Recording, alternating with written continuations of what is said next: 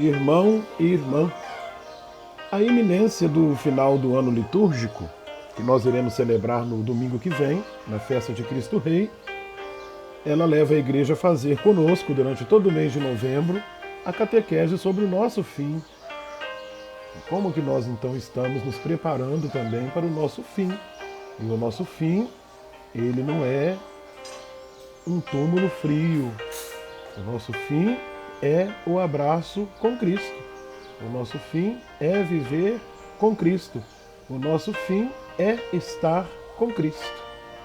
Então, como que nós temos preparado esta dimensão deste fim que vai chegar, deste fim que não está longe de nós, como São Paulo vem nos falar, então, na segunda leitura de hoje, né? Que a gente não precisa viver preocupado com aquele dia, com aquela hora, né?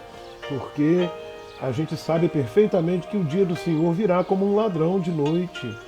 Quanto as pessoas disserem paz e segurança, então de repente sobrevirá a destruição, como as dores de parto sobre a mulher grávida, e não poderão escapar, né?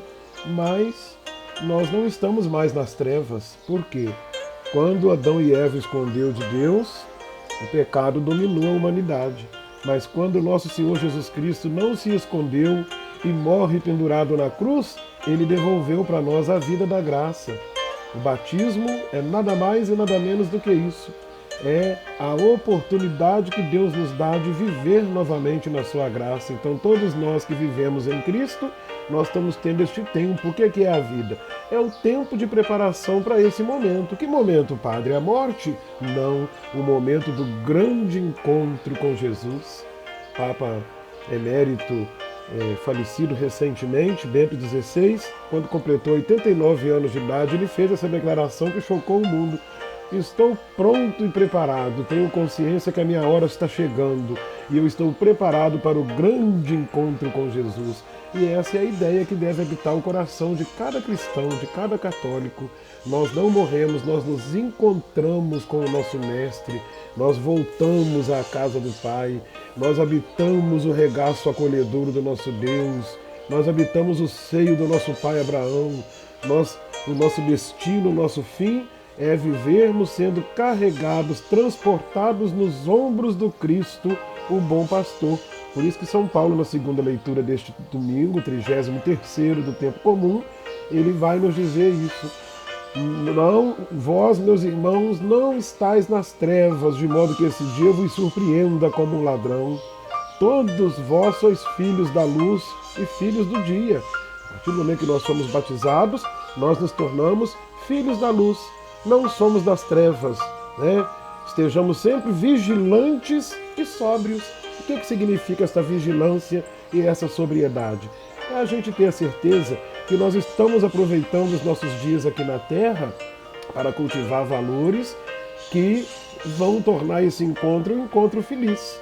No Evangelho de hoje ele relatou para nós então 4 personagens. Um é aquele que é muito rico e ele precisa viajar e ele coloca os seus bens nas mãos de pessoas que ele capacita para isso. Então a um ele capacitou para administrar 5 talentos, ao outro 2, ao outro 1.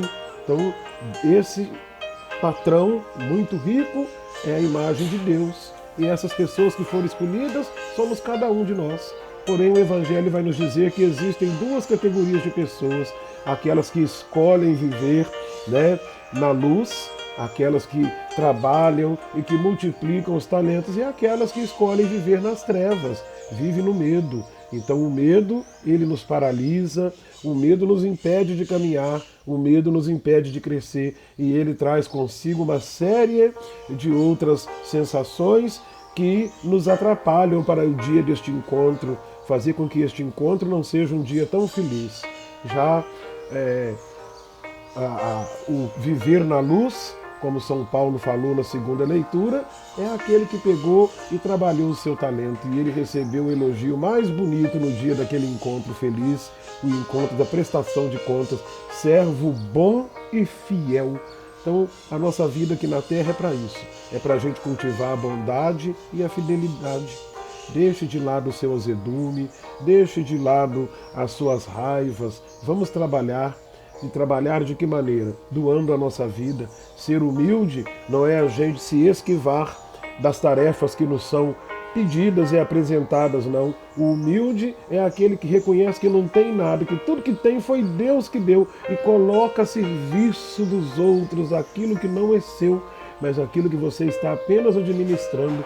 Esse é o segredo, né, da nossa vida de fé. A primeira leitura de hoje, tirada lá do livro de Provérbios, parece que era um texto que era usado nas escolas para rapazes, né? E no final da escola, então ensinava para os rapazes qual que deveria de ser o critério para que eles pudessem escolher uma boa companheira, né? E o critério então está aí muito bem descrito. Não é somente a beleza física, não é a beleza da juventude, e o profeta fala isso aí de maneira muito clara no versículo 30 da primeira leitura de hoje. O encanto é enganador e a beleza é passageira, né? Então o que deve ser olhado na escolha da formação de um lar é o caráter.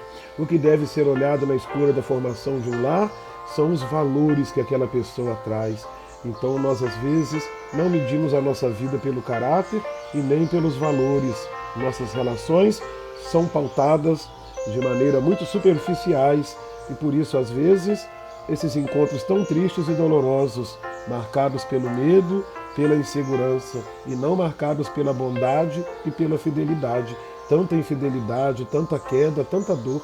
Então aproveitemos o nosso tempo para amar, para perdoar, para dizer às pessoas que elas são importantes para nós, para estabelecer boas relações e que as pancadas da vida jamais tirem a nossa bondade. É como a história daquele mestre que, vendo o escorpião se afogando, ele correu lá e tentou salvar aquele escorpião. E cada vez que ele enfiava a mão na água e tirava, o escorpião picava e ele tirava, até que o aprendiz ficou todo impaciente e ralhou com o mestre. Mestre, o senhor não percebe que cada vez que o senhor tentar salvar o escorpião, ele vai te picar?